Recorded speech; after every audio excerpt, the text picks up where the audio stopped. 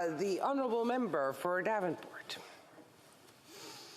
Thank you so much, Madam Speaker. It's a true pleasure for me to rise in this House on behalf of the residents of my riding of Davenport to speak on the Opposition Day motion put forward by the Conservatives that calls on our government to introduce a temporary 5% reduction on gasoline and diesel, whether collected under GST, HST, or QST, which would reduce the average price by approximately 8 cents per litre.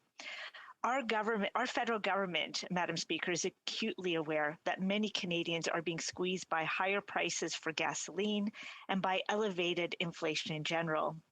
But I believe that this motion will not help Canadians. A tax holiday on oil and gas could result in energy companies pocketing the difference in costs, and there's no guarantee that savings will pass on to Canadian consumers at the pumps.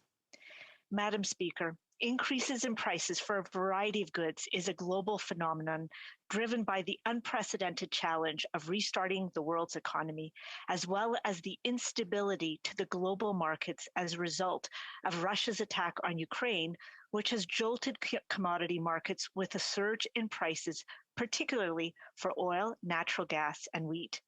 Obviously, the most direct impact of the war is on the people of Ukraine.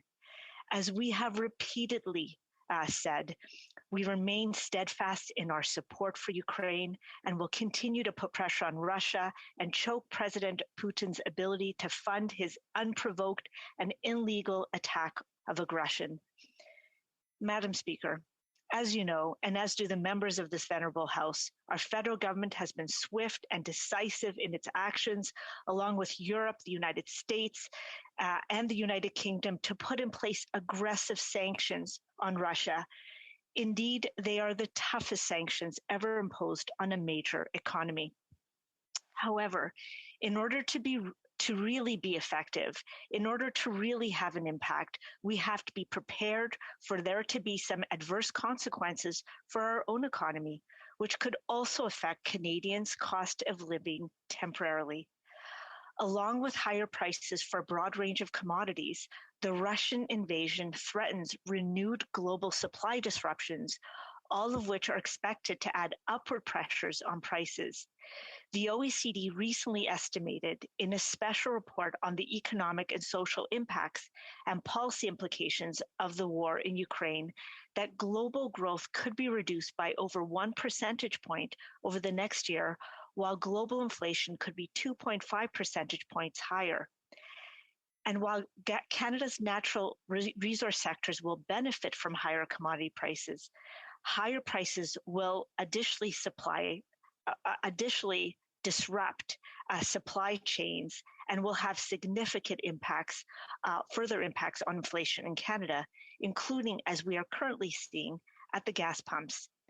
The pandemic also remains a threat to global supply chains and inflation, with the recent surge in cases in China and another wave beginning in Europe.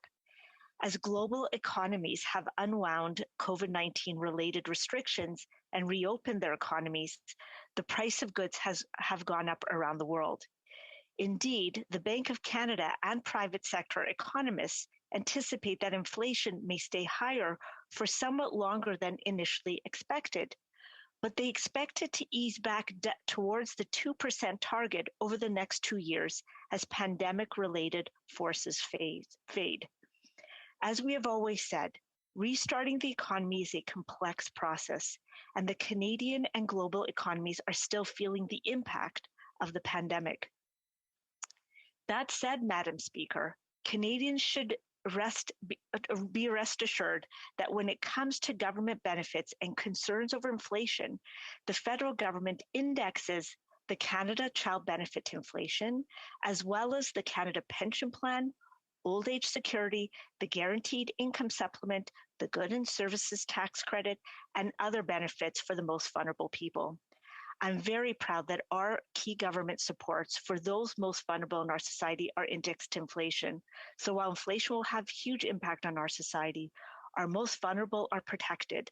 This is not the case in many other countries.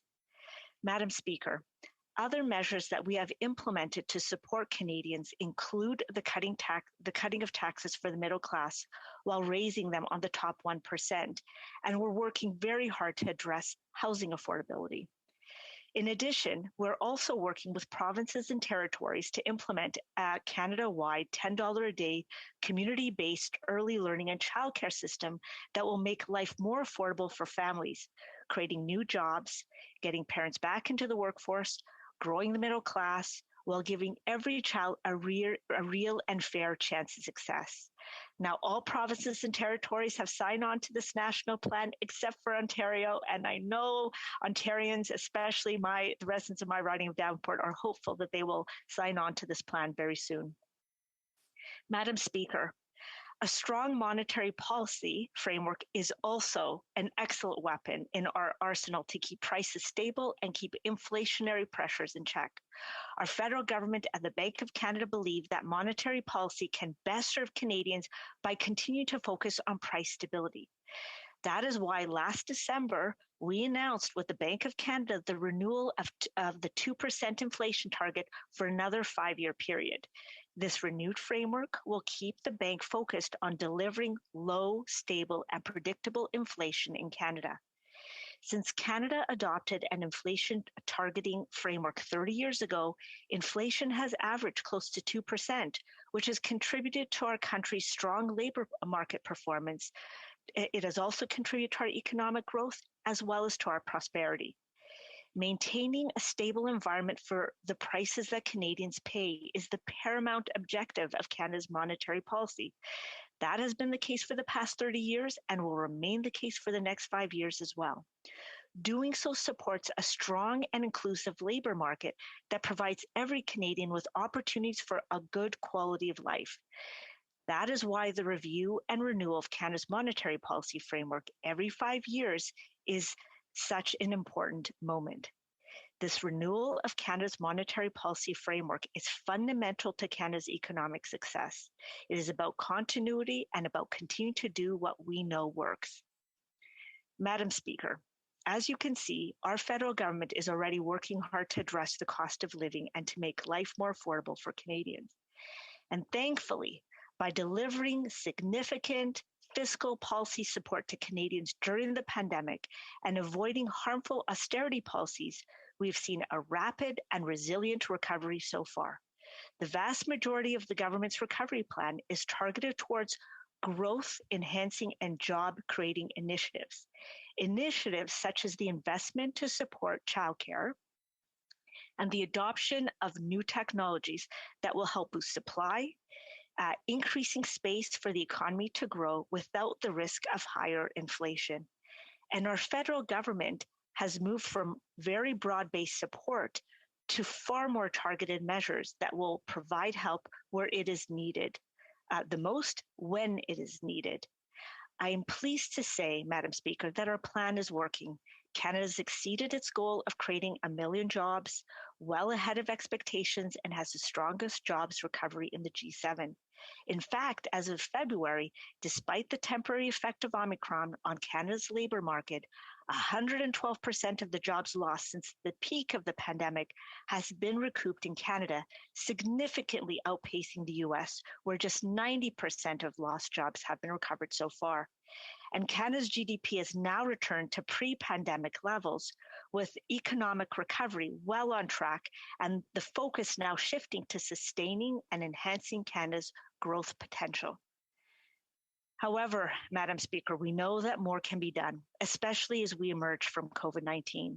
Despite impressive economic performance in certain parts of the economy, as I stated earlier, our government is mindful of the global phenomenon of elevated inflation, its impact on the cost of living, including higher prices at the pumps. Our federal government has and will continue to focus on actions that will create jobs and growth and make life more affordable for Canadians. Not through a temporary 5% reduction on the gasoline and diesel, but in meaningful and concrete actions that will grow our economy, provide good paying jobs for the middle class, and create prosperity for Canadians now into the future. This will be a core priority that will form the foundation of the upcoming budget. Thank you, Madam Speaker.